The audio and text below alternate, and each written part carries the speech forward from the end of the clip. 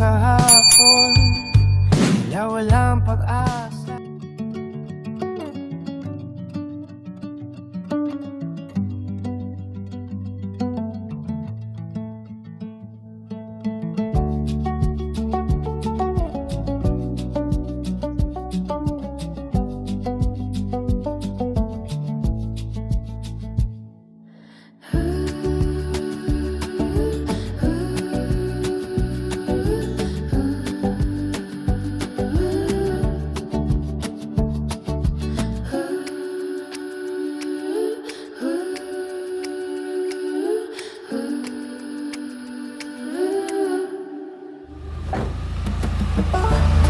Tao po.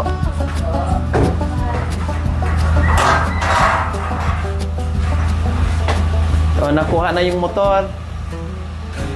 Kailan to inuwi? Kahapon? Sino nag-drive papunta dito? Ha? Pinsan ni Jerome? Siya pinamili. So, ayan, meron ng Siya pinam. kumot mga kabayan kasi di maiwasan, sakyan ng bata. Okay lang sana sakyan. Siyempre, buting tingin yung mga mga ilaw at kung ano-ano, siyempre masira. Kaya sabi ko, lagyan ng ganyan, harang, gawa ng paraan. Hindi yung doon i-park sa ibang bahay na may bahay. Oh. Dapat, Jerome.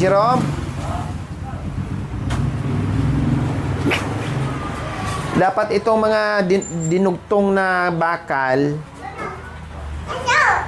pinturahan mo yan para hindi ka kalawangin. Opo, pintura po po ng... Alagaan mo yung motor mo. Opo. Pinturahan mo yan ng itim. Bili ka ng kapirasong pintura.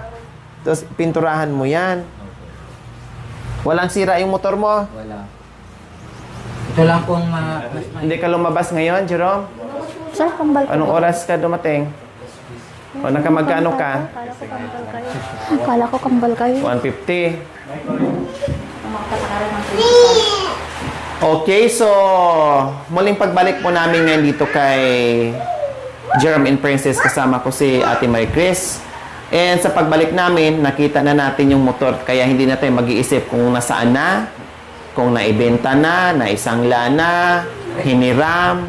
Nandito na po mga kabayan at sinabi ko na kay Jerome lagyan ng harang para hindi buting tingin ng mga anak. Siyempre, may mga anak normal lang talaga yung ganun talagang mangyayari. Pero, siyempre, nasa magulang yun kung paano.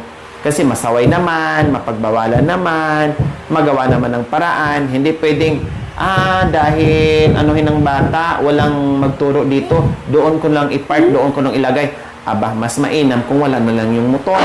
Para walang problema, pedal na lang ang binilisan na natin. So, ngayon, Ate Marie Chris, no, dahil una ka nakarinig o nakita mo yung live, anong mensahe mo sa kanila, Ate Marie Chris, sa dalawa? Anong mensahe mo? Yung galing sa puso mo, masaktan, kung masaktan, nung naging totoo pa sa kanila, kung anong dapat lang gawin. Anong mensahe mo sa kapatid, lalo na ano mo yan, na halos ikaw na ang tinuring na parang nanay, no? Kapatid, nanay, ate. So, anong mensahe niyo po sa kanila, Ate Marie Chris, sa nangyari? Ano po, nanginayang. Sobrang nanginayang. Nahihiya po sa inyo, lalo-lalo na po sa inyo. Talagang gusto-gusto niyo po sana silang maikasal. Kaso po, wala eh. Naging abusada sila. Yun po ang totoo sa kanila. Noon po nagsasabihin po na sila simula sa pulpa na magpursige sila sa buhay. Wag lang silang hingi na hingi, ganito, ganyan. Umaasa sa ayuda, sabi ko po. Pero wala eh. Ganun talaga ang gawin nila. Ngayon, sabi ko sa kanila, wala tayong magagawa kung hindi na itutuloy ang kasal niyo. Leksyon na rin yan. Para kuha, matuto kayong tumayo sa mga sarili niyong paa. Huwag kang iyak din. Pinagsabihan ko kasi kayo. Wala kailangan mong tanggapin kung hindi na talaga itutuloy yung kasal. Kung talagang gusto niyong maikasal, di magpursige kayo. May libre namang kasalan. Hihintayin niyo na lang yun. Bata pa naman. Oo.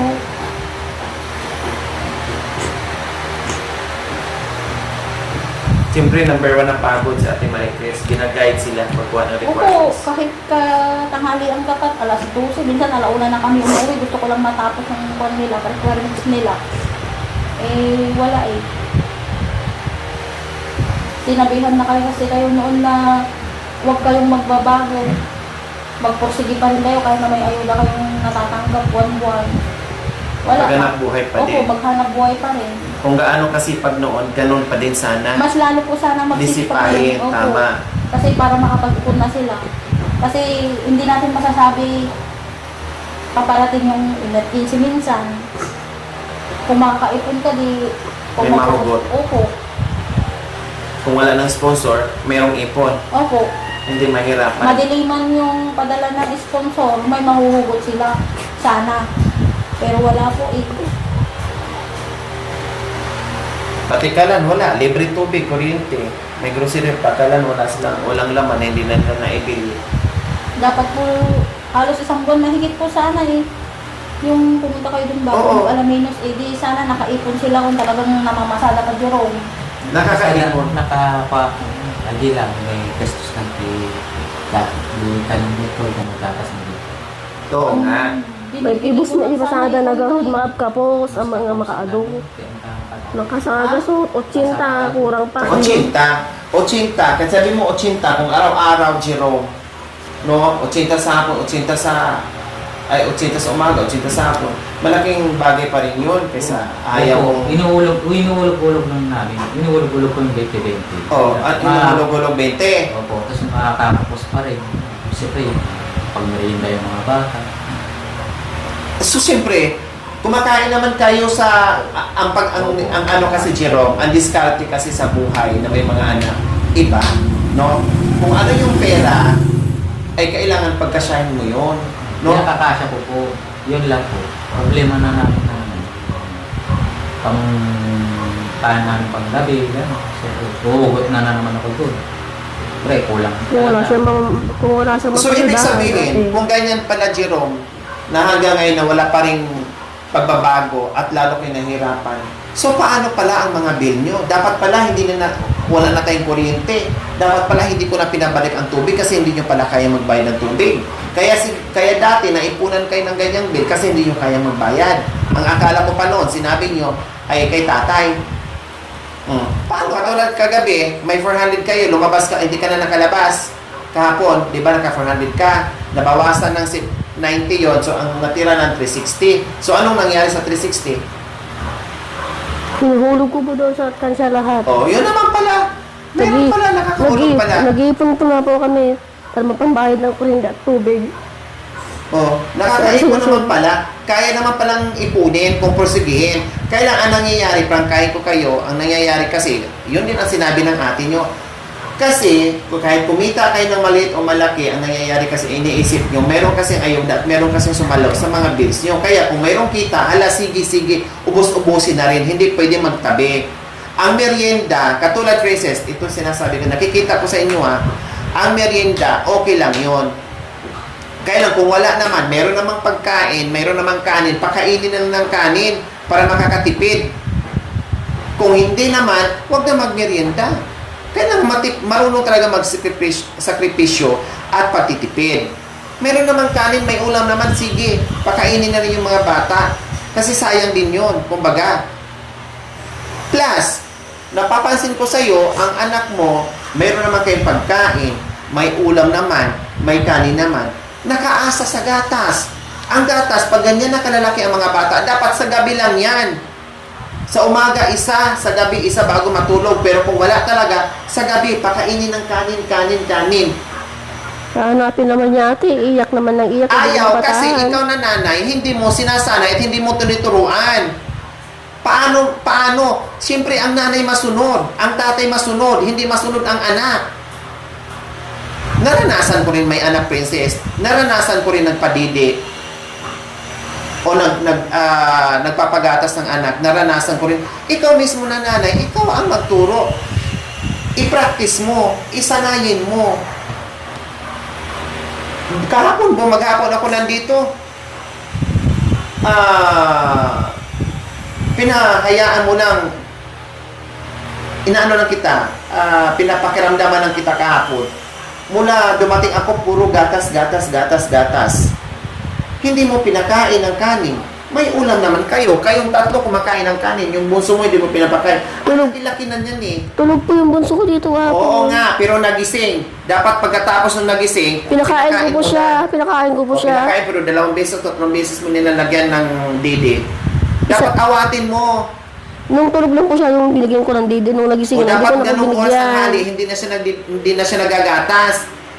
Ang gatas niya, pagising ng umaga, isa or sa gabi bago matulog. Ginagawa mong sanggol yung anak mo. Maya-maya didi, pati sa tubig. Bakit pinapadidi mo sa ano? Pati tubig nilalagay mo sa didi. Napapansin ko sa'yo, nakikita ko, kahit si Jerome ay yung panganay mo, dumididi sa ano, yung bote may tubig. Hindi po siya makatulog pag wala siyang didi sa tubig. Huwag mong sanayan kasi, princess. Turuan mo yung anak mo para matuto. Malalaki na eh. Kaya nilang uminom sa baso. Dapat nga ngayang edad, hindi na yan iinom sa buti. Tama, Ate Marie Chris? Ikaw, kasi may anak ka din. Kwan lang po nung ko, nagbattle yung anak ko, mga 1.5 years. Oo. Tapos sa kwan na, baso. Nasa magulang. Nasa nanay kung paano. Huwag yung sanayan. Hindi pwede, ayaw kasi niyang kumain ng kanin. Ayaw kasi na ng baso. Ay, ikaw din mismo nagturo sa mga anak mo. Lahat tayo, alam natin yan. Naging magulang tayo. Turuan. Ganyan na kalalaki, nagbubuting pa. May baso, turuan mo. Takutin mo. Disiplinahin mo para matuto sila.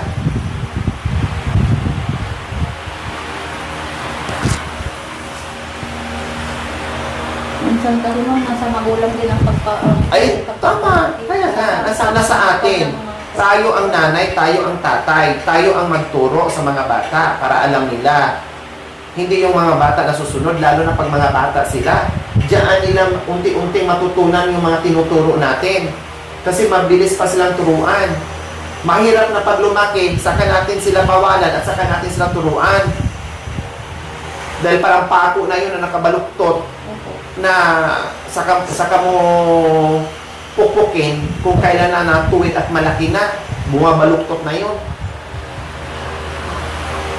Yan ang mga ganyan na ilip po sana ang magandang turuin. Oo, mabilis turuan yung mga ganyang bata. O wag anak ha, malaki na, ikaw, wag sa puti, magagalit si mama, magbaso ka, o ganun. Kasi pag nagutom ang bata, sige tiisin mo, bahala ka. Ayaw mo uminom? Ayaw mo uminom kasi gusto mo bote, bahala ka, magtiis ka dyan. Tingnan natin pagutuman mo, o.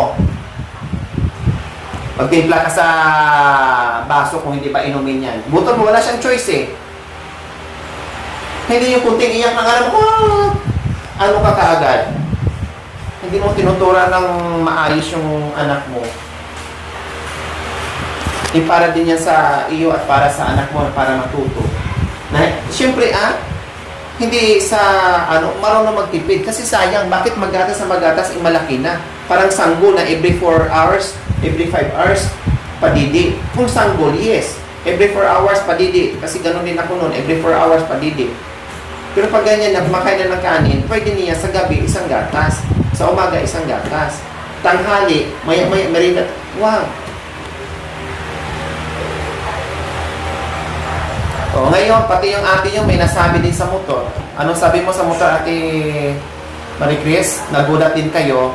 Wala, hindi ko nakaparking din yung motor niya. Sabi ko sa kanila, Jerome, napansin ko nung pagpasok namin. Hindi lang ako pala nakapansin, pati kayo. Sabi ko, lumuha. May asa na yung motor mo, sabi ko.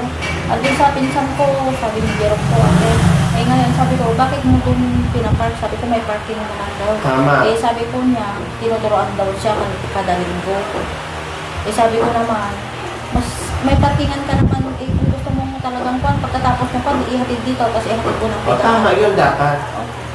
Ihatid sana. Kung halimbawa, punta dito, kukunin yung motor, punta doon sa praktisanan, pagkatapos ihatid din dito, ibalik din. Kasi hindi pwede na hindi magagamit talaga doon. Sabihin, ginamit namin kasi para ma-break in. Para magaligan. So, sino nag-drive, Jerome, papunta dito? Minsan po. Pinsan mo. Hindi mo pa sinubukan na mag-drive papunta dito? Mga traffic kasi. Malanganin pa ako pag na-traffic. Kaya nga sabi ko, pag tinatanong, okay na, marunong na mag-drive si Jerome. Yes, marunong na. Ang tanong, kung kaya naman niya magdaan-daan dyan, yun ang i-practice mo. Yun ang i-practice mo. Hindi yung pag tinanong kita, marunong na ba?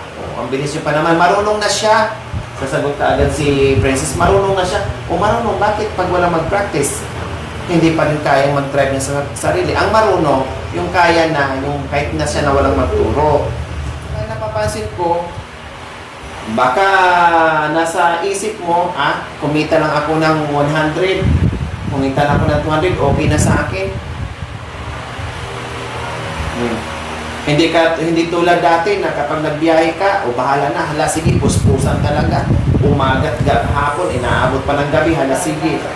Ngayon na, imbis na tama yung sinabi ng atin yun na, imbis na magporsige pa lalo dahil may ayuda, pero ang nangyayari ngayon ay parang papitik-pitik.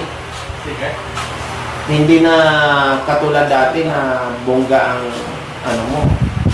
ang pamasada. So paano yan Ate Marie Chris? Dahil nakita nyo pala sa live na kayo mismo na ang bumuto doon lahat na hindi na matuloy yung kasalan. No po. No. Anong naramdaman nyo ngayon na pinorsigin nyo makakuha ng papilis tapos ang ending pala hindi matuloy? Anong naramdaman nyo ngayon? Yun po. Nanginginayang, masakit sa kalooban.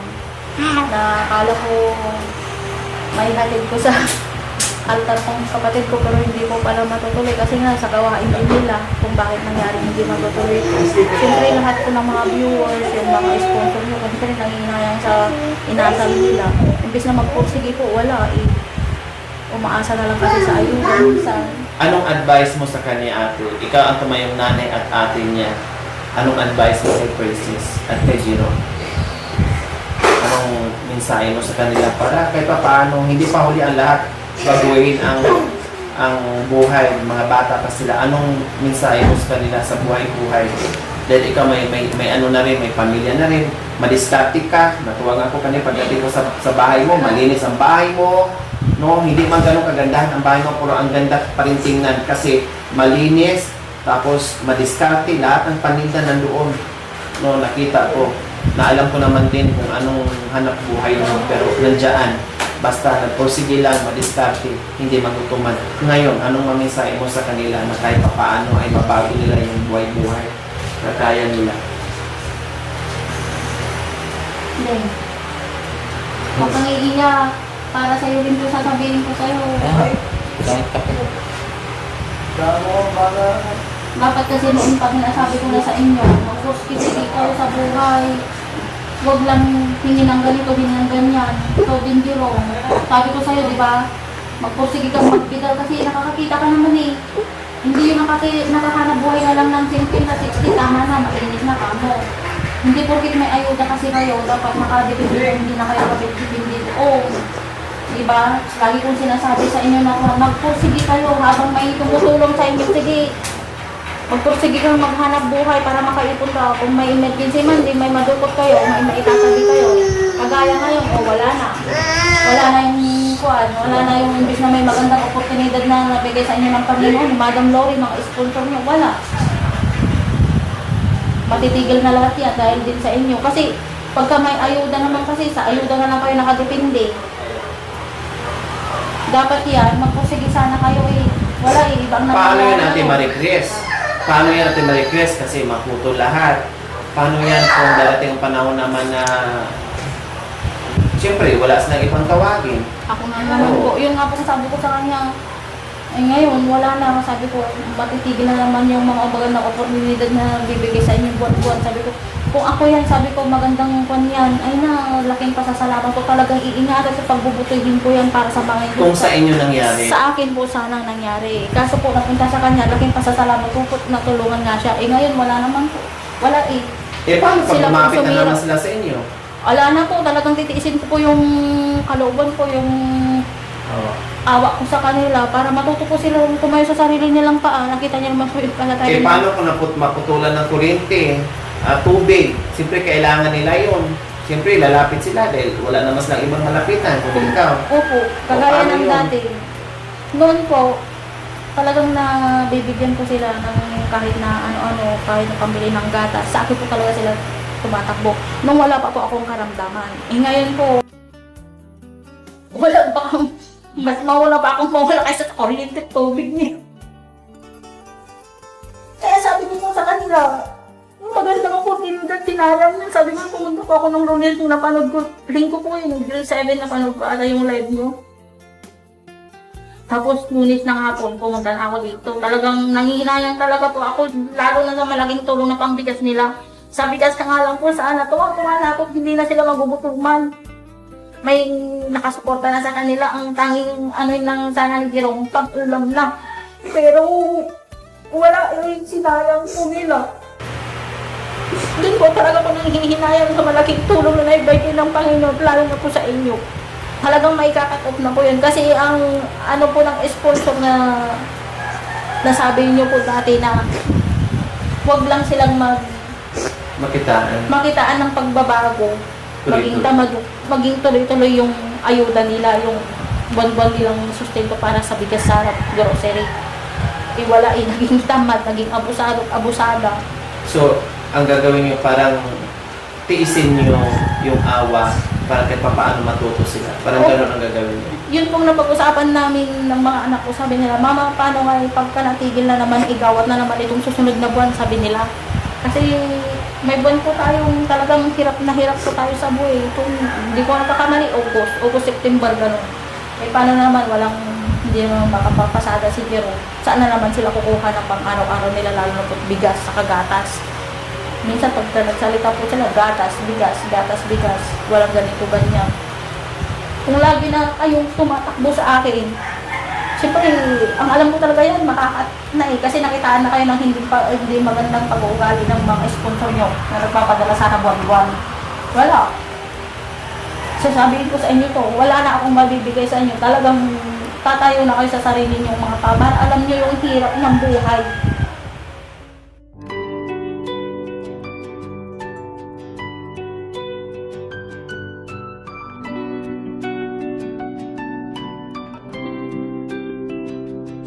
Sa dilim ng kahapon, tila walang pag-asa. Mga pusong sukatan, buhay di na mapilaw pa. Mumitigaw ang ilaw sa bawat landas namin. Hindi mo kami iniwan. Thank you for watching. Don't forget to like, share, and subscribe. Sa mga taong iyong pinadala, pag-ibig mo'y nadarama.